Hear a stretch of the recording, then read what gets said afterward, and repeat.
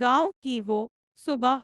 गर्मी की छुट्टियां शुरू हो चुकी थी और मैं राहुल दिल्ली के शोरगुल और व्यस्त जीवन से दूर अपने ननिहाल गांव रामपुर आ गया था।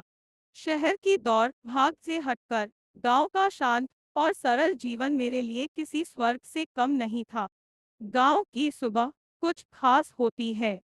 मुर्गे की बांग, हल्की ठंडी हवा, पक्षियों की चहचहाहट और खेतों से आती ताज़ी मिट्टी की सौंधी खुशबू मन को सुकून देती है।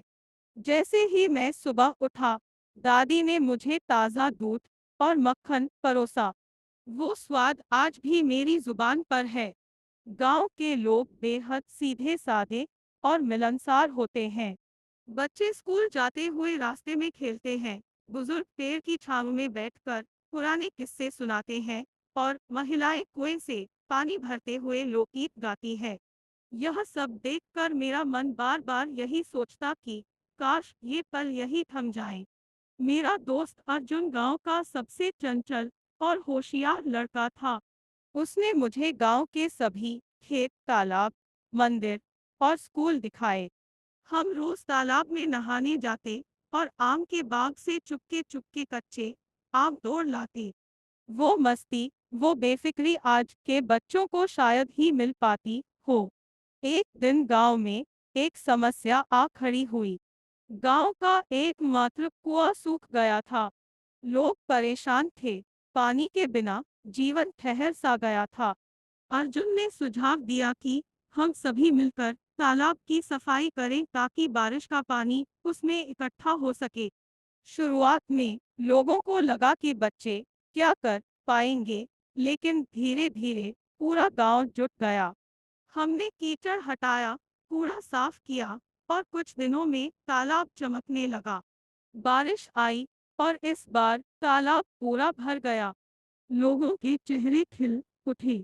अर्जुन और हम बच्चों को गांव के सरपंच ने सार्वजनिक रूप से सम्मानित किया। उस दिन मुझे समझ आया कि छोटे छोटे प्रयास भी बड़ा बदलाव ला सकते हैं। गांव में रिश्तों की अहमियत होती है।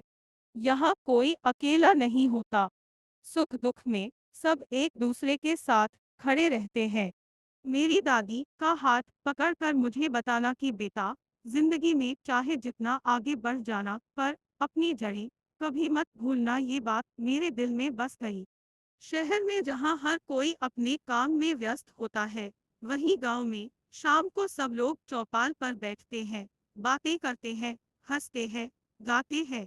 मैंने वहाँ एक और बात सीखी, सादा जीवन और उच्च विचार ही सच्चे सुख का आधार है। जब मेरी छुट्टियाँ खत्म हुई और वापस जाने का समय आया, तो मन भारी हो गया। गांव की वो गलियां, वो बाग, वो लोग, सभी कुछ मेरे दिल में बस गए थे। दादी ने जाते समय मेरे हाथ में एक छोटा सा लोटा दिया और कहा, यह तुम्हारे दादाजी का है। जब भी इसे देखो, गांव को याद करना। मैं आज भी उस लोटे को अपनी मेज पर सजा कर रखता हूँ। मोइस निष्कर्ष कॉन्क्लूसिव। गांव की जिंदगी भले ही आधुनिक सुविधाओं से दूर हो, लेकिन वहाँ जो अपनापन, शांति और प्राकृतिक सौंदर्य मिलता है, वो कहीं और नहीं मिल सकता। गांव सिर्फ एक स्थान नहीं होता, वो एक भावना होती है, एक जड़ होती है, जो हमें हमारी असली पहचान से जोड़ती है। आज भी जब आंखें बंद करता हूँ, तो वही तालाब, वो आम के पेड़, दादी की कहानियाँ और अर्जुन की हंसी मेरे सामने आ जाती है। शायद इसलिए कहते हैं, जिसने गांव नहीं देखा, उसने जिंदगी का असली रंग नहीं देखा। मोइस, अगर आप चाहें तो मैं इसे पीडीएफ या वर्ड फाइल में भी बदल सकता हूँ, या इसी आधार पर कोई नाटक या कहानी लेखन भी कर सकते हैं।